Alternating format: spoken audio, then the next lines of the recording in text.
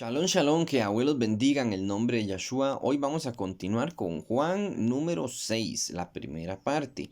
Este texto es un poco largo, entonces vamos a dividirlo en dos partes. Conozcamos más sobre Yeshua y sobre su comienzo. Ya en este punto ya Yeshua es muy reconocido y las personas quieren convertirlo en un rey, en el rey de Israel, pero él se va a negar y se va a alejar de ellos. Vamos a leerlo. En el uno dice así: después de esto Yeshua se fue al otro lado del Yan de Galí, el de Tiberias. Ok, ¿dónde es eso? Vamos a mostrarles una foto. Esta es la foto de Israel. Esta es la foto del mar de Galilea. En aquel entonces no existía la palabra océano, o tal vez sí existía, pero no se utilizaba para denominar al océano y al mar y a los lagos y los ríos. Realmente casi todo se le llamaba mar. Prácticamente esto es un lago, pero se le conoce como el mar de Galilea por costumbre, o sea, porque realmente la palabra océano tiene que ver con un dios pagano, con un gigante que supuestamente existió, que era, qué sé yo, primero fueron esos, después fueron los olímpicos, que eran los olímpicos son Zeus y Afrodita y demás, y estos colosos, estos titanes existían antes dentro de la mitología griega, y uno de esos era océano. Entonces esta palabra océano es una palabra realmente pagana, entre otro montón de palabras que utilizamos en el español, que el español está muy contaminado, bastante contaminado está con nombres de dioses. Un dios también, este fósforo es un dios, la palabra gracia también, que tiene que ver con las gracias, las tres gracias que eran unas diosas y etcétera, etcétera, etcétera. Hay demasiadas palabras, la palabra pan es un demonio, bueno, no un demonio, realmente es un dios pagano. La gente lo señala como demonios, pero son falsos, o sea, simplemente son inventos de la imaginación de la gente y eran dioses que no existieron y que no van a existir, simplemente era pura imaginación. Entonces, ahora vamos con el número 2. Dice así: y le seguía gran multitud porque veían la sotot, las señales, que hacía en los jolín, en los enfermos. Entonces tenemos que Yeshua se está yendo a este lugar, a Tiberias, y que en ese sitio le siguió una gran multitud. Ya ahora Yeshua, a partir de este momento en adelante, va a ser una persona muy reconocida y muy seguida por el judaísmo ortodoxo, hasta el punto bueno, que ya todos conocemos, ¿verdad? La crucifixión y demás. Pero estamos leyéndolo desde la perspectiva de Juan o de alguna persona que seguía a Juan. Se sabe que Juan no fue el que escribió este libro, sino alguien que seguía probablemente a Juan. Juan daba testimonio y este lo escribió tal cual como lo estamos viendo. Escribió sobre Juan y escribió sobre Yeshua, principalmente sobre Yeshua. Pero como que era un discípulo de Juan, podemos decir. Eso es lo que yo supongo, porque no tenemos evidencia tal cual, pero es un pensar.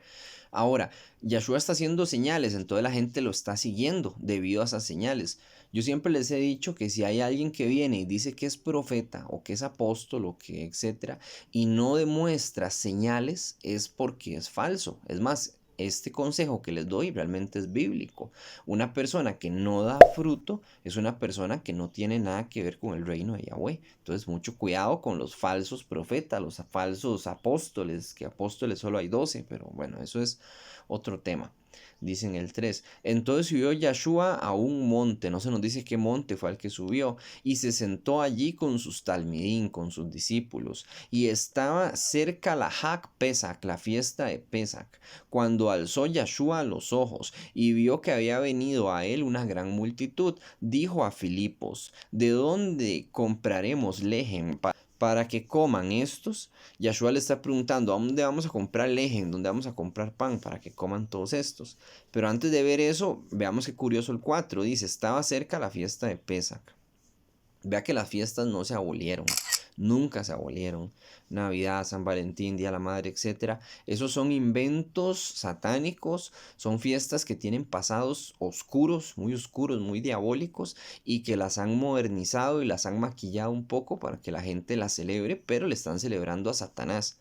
Yahshua no celebraba esas fiestas, no celebraba cumpleaños. Vea que aquí nadie le cantaba cumpleaños, ni un quequito, ni nada de San Valentín, ni nada de eso, porque eso tiene un pasado muy oscuro. Yo ya había hecho un par de videos sobre ciertas fiestas, por si quieren verlos y saber cuál es el pasado de esas fiestas, para que no las hagan también.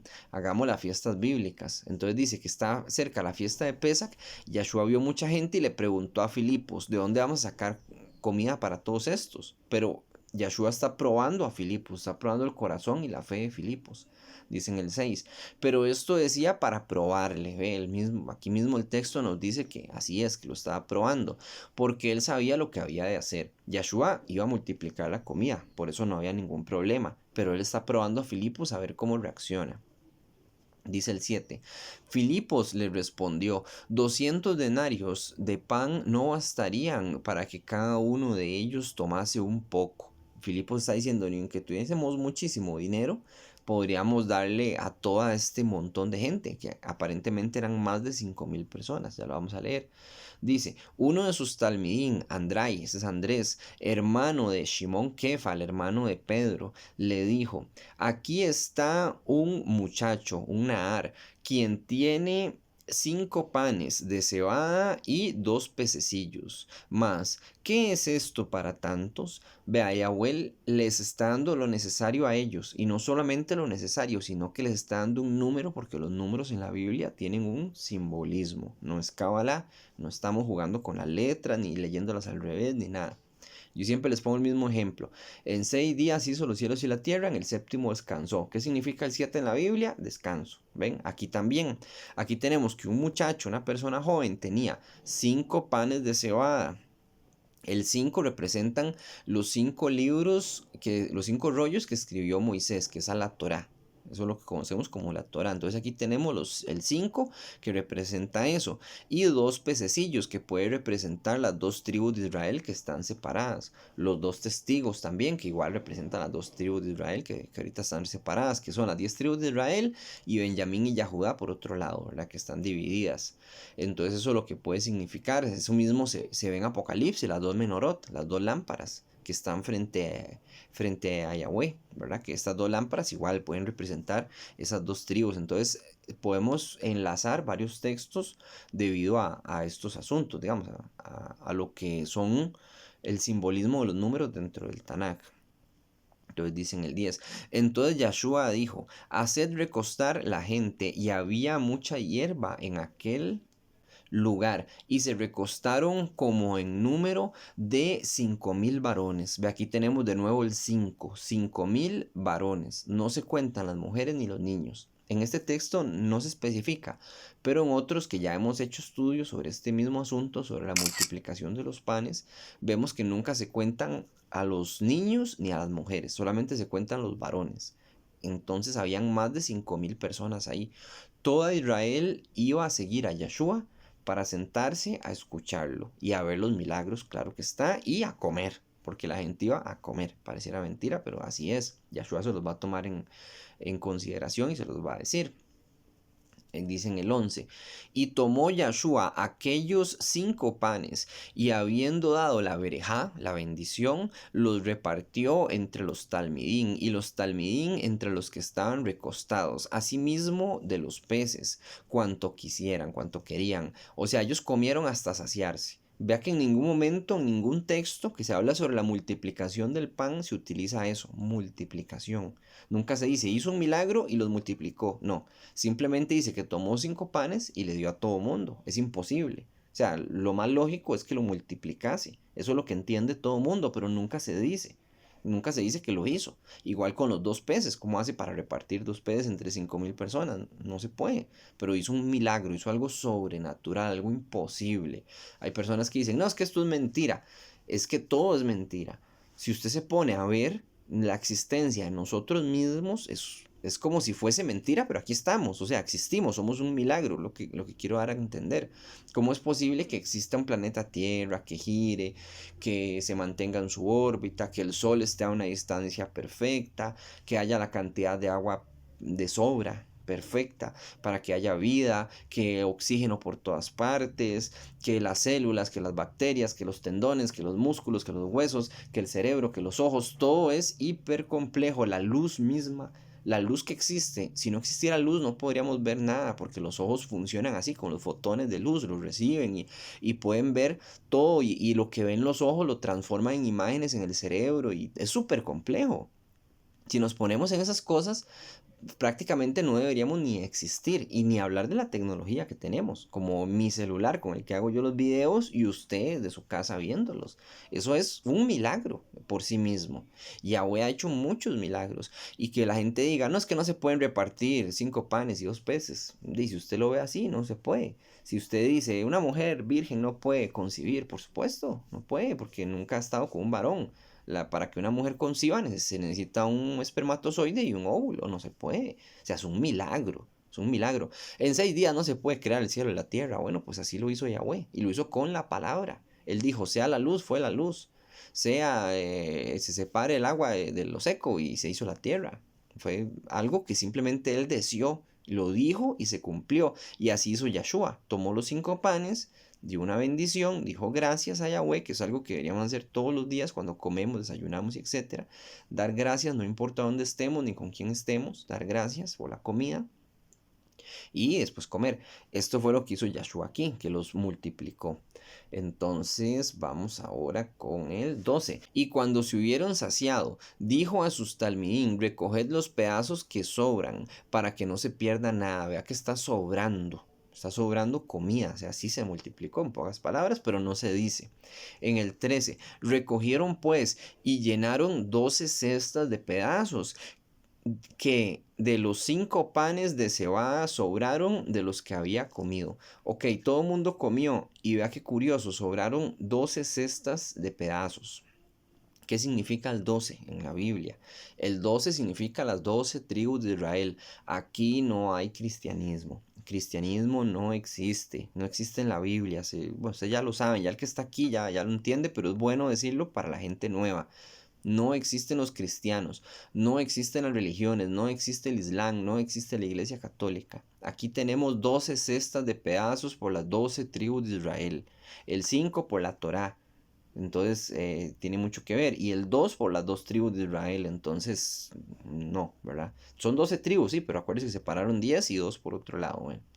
Dicen el 14. Aquellos hombres entonces, viendo la señal que Yahshua había hecho, dijeron, este verdaderamente es el Nabí al que ha de venir.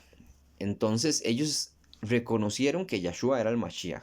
Las 5.000 personas y resto, porque había mucho más de 5.000 personas, hablemos del doble o triple, contando mujeres y niños, querían convertirlo en rey a Yahshua, que hubiera sido algo muy bueno, pero Yahshua no lo permitió.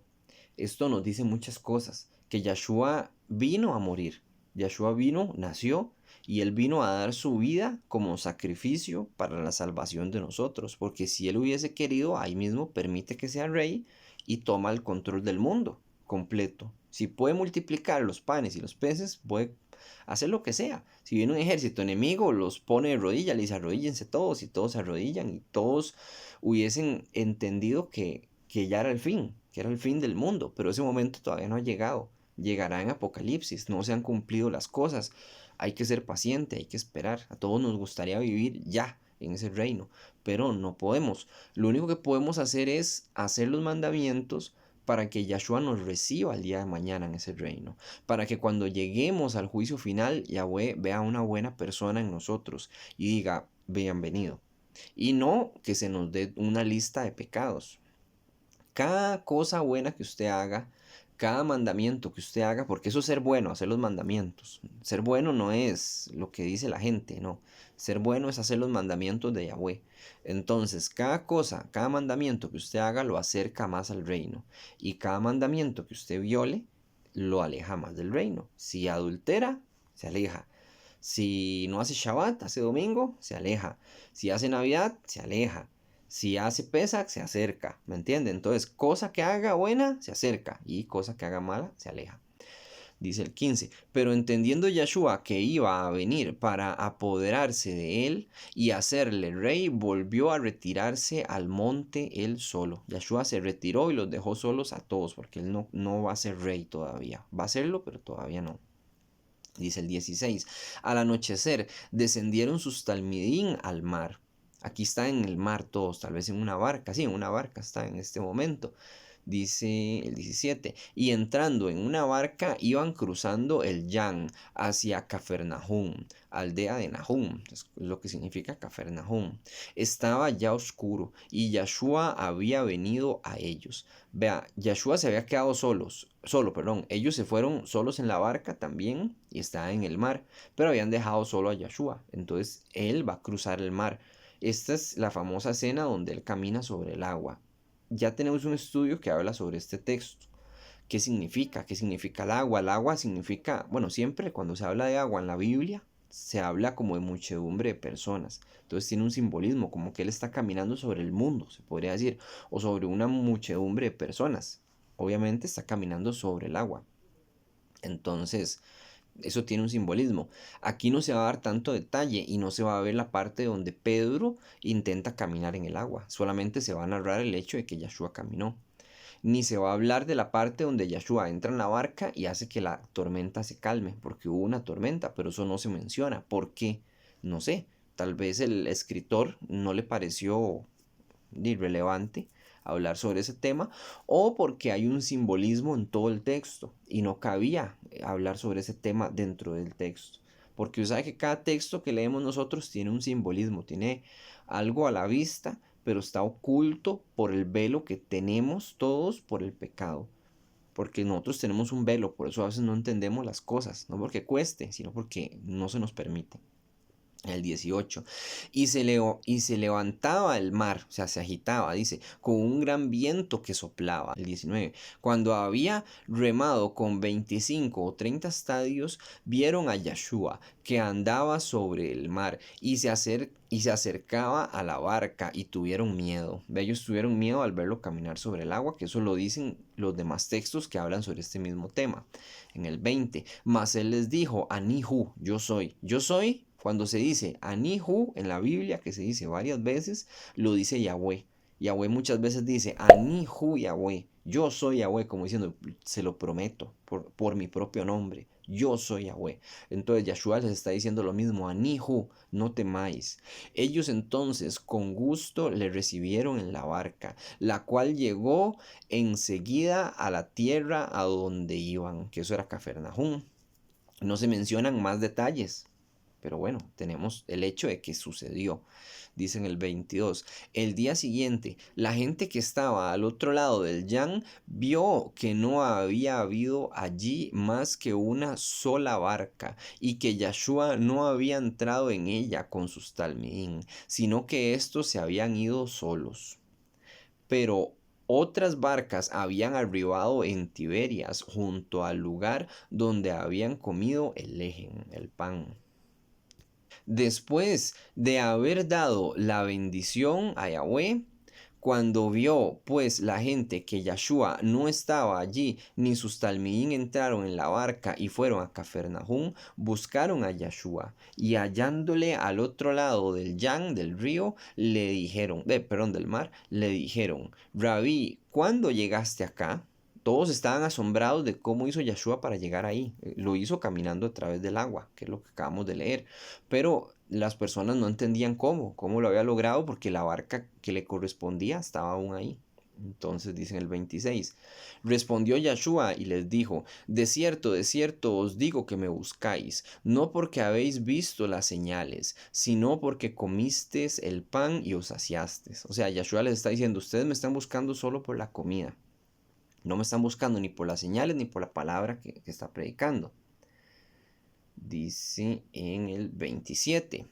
Trabajad no por la comida que perece, sino por la comida de vida eterna que permanece, la cual el Hijo del Hombre os dará, porque a éste señaló Yahweh el Padre.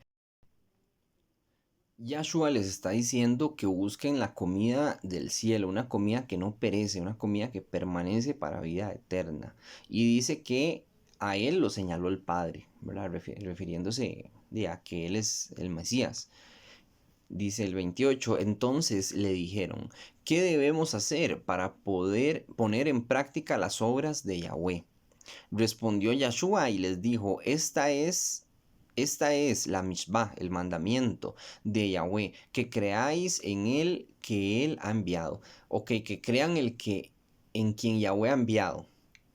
La persona que Yahweh ha enviado ha sido Yahshua. Y ese es el mandamiento que está dando Yahweh, que crean en el Mesías, que eso no es un mandamiento nuevo, realmente es un mandamiento desde siempre. El pueblo de Israel siempre ha esperado a su Mesías. Hasta los judíos ortodoxos de hoy en día están esperándolo y cuando llegue el falso Mesías lo van a seguir y lo van a obedecer, que eso va a ser para destrucción de ellos. Ese va a ser el antimashiach, que es más, va a ser el mal llamado anticristo. Dice el 30. Y le dijeron entonces, ¿qué señal puedes hacer tú para que veamos y te creamos qué obra haces? Le está preguntando la gente, ¿qué señal nos da? Que no está mal pedir una señal, aunque ya vieron muchas, pero bueno, es una forma de saber quién es el Mesías y quién no. Dice en el 31, nuestros padres comieron el pan en el desierto, en el Midbar, como está escrito, Lehen min shamayim, pan les dio a comer del cielo. Ok, este es el maná. Eso lo leímos con Moisés y con todo lo que aconteció ahí en el desierto, que ellos comieron maná por 40 años. 32. Y Yahshua les dijo, amén, amén, ¿no os dio Moisés, el lejen de los shamayim, el pan de los cielos? Mas mi Padre os da el verdadero lejen de los shamayim, el verdadero pan de los cielos es Yahshua mismo.